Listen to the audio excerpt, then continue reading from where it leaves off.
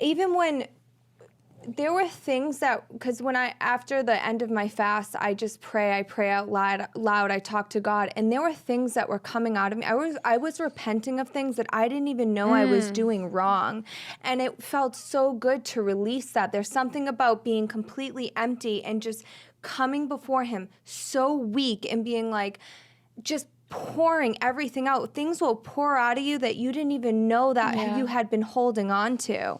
You know, there's something about just being so weak before God. Yeah. It's like, it's incredible. It really is. I looked different. I woke up. I know you said that sometimes the breakthrough doesn't happen sometimes the breakthrough is not going to happen the next day. It happened for me. I woke up. I was like, I feel new. I don't know what was going on with me. I think I was reverting back to old patterns, old thinking habits a little bit.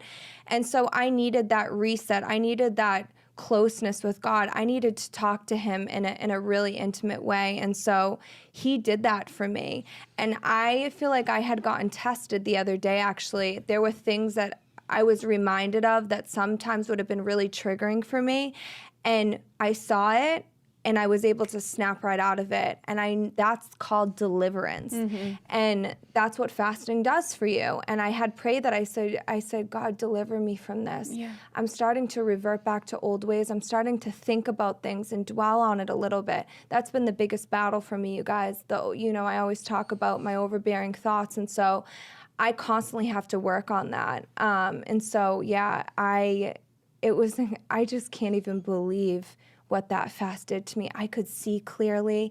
I almost felt heavy, like right here in my stomach. And I feel like all that gunk is out. Like I just feel new. It's beautiful.